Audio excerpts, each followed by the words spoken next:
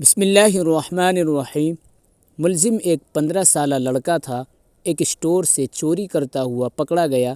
پکڑے جانے پر گارڈ کی گرفت سے بھاگنے کی کوشش کی۔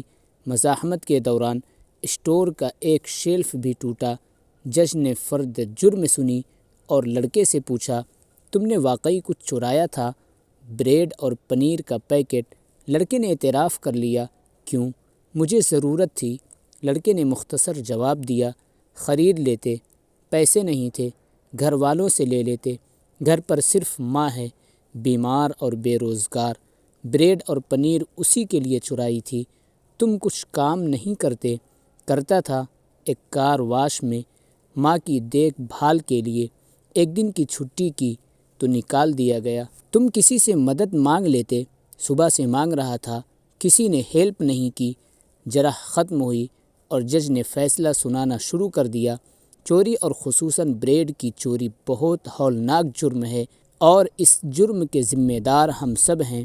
عدالت میں موجود ہر شخص مجھ سمیت اس چوری کا ملزم ہے۔ میں یہاں موجود ہر فرد اور خود پر $10 جرمانہ عائد کرتا ہوں۔ $10 ادا کیے بغیر کوئی شخص کورٹ سے باہر نہیں جا سکتا۔ یہ کہہ کر جج نے اپنی جیب سے $10 نکال کر میز پر رکھ دیے۔ اس کے علاوہ میں اسٹور انتظامیہ پر $1000 جرمانہ عائد کرتا ہوں کہ اس نے ایک بھوکے بچے سے غیر انسانی سلوک کرتے ہوئے اسے پولیس کے حوالے کیا۔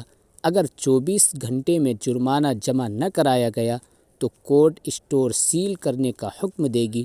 فیصلے کے آخری ریمارک یہ تھے، اسٹور انتظامیہ اور حاضرین پر جرمانے کی رقم لڑکے کو ادا کرتے ہوئے عدالت اس سے معافی طلب کرتی ہے۔ فیصلہ سننے کے بعد حاضرین تو اشکبار تھے ہی، اس لڑکے کی تو گویا ہچکیاں بندھ گئی تھیں اور وہ بار بار جج کو دیکھ رہا تھا۔ کاش ہمارے ملک میں بھی ایسا انصاف ہو سکے۔